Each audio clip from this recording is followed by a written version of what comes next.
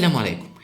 ايه يا دكتور النظام الغذائي والمثالي لكل من يعاني من مقاومة أنسولين، دهون كبد عالية، خمول غدة درقية، تكيسات مبايض، زيادة شديدة في محيط البطن أسفل السرة؟ تعال أقول لكم أفضل نظام تقدر تتعالج بيه وتتخلص من الحاجات اللي قلناها فوق دي، وتنتهي من اغلب مشاكلك المرضيه اللي مسببه لك مشاكل كتيره جدا جدا انت في غنى انك تحكيها. اول حاجه كلام الدكاتره اللي انت بتحب تسمعه، اللي هو اعتدل ولا تمنع اي شيء، كل حاجه لكن بحدود، كل 4 ل6 مرات في اليوم، قسم حصصك على مدار اليوم، قلل النشويات شويه، قسم حصصك على مدار يومك، نظام البحر المتوسط رقم واحد.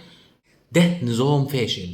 ليه؟ لأن اللي بيحصل معاك إنك هتخس من 5 ل7 كيلو، شوية المية اللي كانوا في جسمك، قولونك هيرتاح شوية، مقاس لبسك هيوسع شوية، لكن بعد كده بيحصل لك ثبات في الوزن، ثم يليه بعد كده إن أنت تزيد في الوزن زيادة كبيرة جدا، وتفضل في الوضع ده سنين، وتلاقي بعد كده أمورك الصحية بتتدهور ووزنك عمال بيزيد. تعالى خد الخلاصة بعد نتائج كبيرة جدا جدا جبناها. أول حاجة لازم تاخد بالك إن أنت هنا مش بتعاني من السمنة، أنت مريض سمنة، بمعنى إن حضرتك عندك مشكلة في جسمك عبارة عن دهون داخلية وحشوية كتيرة جدا سببت لك مشاكل مرضية قد كده. علاجك الوحيد هو نظامك الغذائي، علاجك الوحيد هو نظامك الغذائي، علاجك الوحيد هو نظامك الغذائي، لكن بطريق من اتنين ملهمش تالت. أول نظام هو تقليل كبير جدا للنشويات اللي داخله جسمك، واستبدال النشويات البسيطه بنشويات معقده. يعني ايه يا دكتور؟ يعني حضرتك هتلغي العيش والمكرونه والمعجنات والحلويات والرز، وتستبدلهم ببطاطس مهروسه، بطاطا، برغل، فريك، فاكهه لكن بحدود طبعا الفاكهه، بكليات زي الفول والبسله والعدس. بس هنا لو هتعمل النظام ده لازم له شرط علشان تجيب فيه نتيجه او ينجح، هو ان حضرتك تروح جيم وتلعب حديد. هتروح جيم وتلعب حديد وتشيل اوزان، غير كده النظام ده هيفشل معاك. طب انا يا دكتور شخص لا صحتي ولا ظروفي ولا وقتي يسمح ان اروح العب حديد ولا اشيل اوزان، يبقى النظام ده مش هيناسبك وهتضطر تمشي على النظام التاني. النظام التاني هو عبارة عن واحد من الانظمة الاربعة دول. اول نظام اتكنز، تاني نظام كرتاي، تالت نظام كيتو، رابع نظام البي اس ام اف او البروتين سبيرنج موديفايد فاست دايت.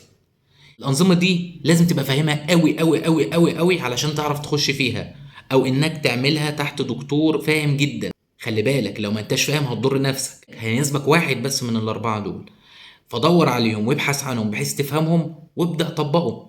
مش هتعرف تطبقه مع نفسك، طبقه مع دكتور. خلي بالك في الأنظمة دول مش محتاج إنك تلعب رياضة، لكن لو هتطبق أي نظام من اللي فوق أو من اللي تحت لازم حضرتك هتعمل حاجتين إجباري: إنك هتمشي صيام متقطع، ده أساسي وإجباري بشكل قاطع، إنك هتصوم من 14 ل 16 ساعة في اليوم. تاني حاجة لازم تنام بدري وتصحى بدري. طيب يا دكتور انا هستمر على الانظمه دي لحد امتى؟ من 2 ل3 لحد ما جسمك يبتدي يتعافى وترجع للوضع الطبيعي، لكن بعد كده هترجع للاعتدال، واوعى ترجع للخبطه والعك تاني. علشان كده بقول لازم تتابع مع حد يقدر ينظم لك الموضوع ده. طب ايه العلامات اللي انا هحس بيها وهلاحظها؟ ركزوا معايا. اول اسبوعين هتحس ان في صعوبه شديده جدا، ودوخه وهبوط وانخفاض في السكر والدنيا ملخبطه شويه. بعد اسبوعين لو انت جسمك منفخ وفي التهابات هتبتدي تقل بشكل كبير جدا جدا. بعد شهر هتبتدي تحس ان الجوع اختفى تماما والمعدلات الحيويه بتاعه الجسم بتاعتك اتحسنت بشكل كبير.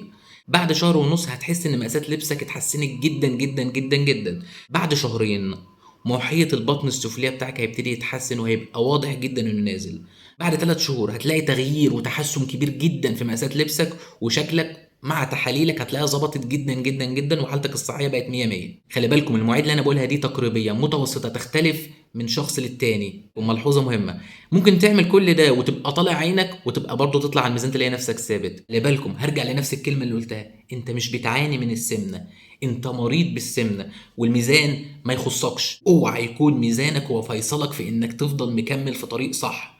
خلي بالك اي كلام غير ده كلام فاضي انت هتحب تسمعه. خلي بالك الشغل بتاع كل حاجة وما تحرمش نفسك وقانن كل شيء وقسم حصصك ينفع في حالة واحدة بس: لو ان انت شخص سليم صحيا، لا تعاني من اي مشكلة مرضية، او بمعنى ادق مفيش زيادة في محيط بطنك، مفيش كرش، تبقى ممتاز جدا، قلل اكلك وهتبقى زي الفل. لكن في حالة وجود مشكلة مرضية لازم ان انت تعالجها الاول، بعد ما تتعالج منها وتبقى تمام تبقى ترجع للي احنا قلناه وتقسم حصصك وتاكل مقنن وتبقى زي الفل.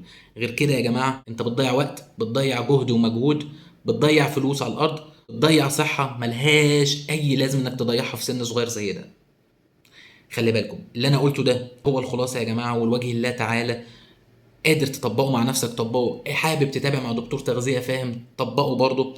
الكلام اللي أنا قلته ده يا جماعة هو الخلاصة. طالب من اللي عنده مشكلة من اللي احنا قلناهم فوق ينفذ اللي أنا قلته بالحرف الواحد، ويجيلي بعد 3 شهور يقول لي إيه الأخبار.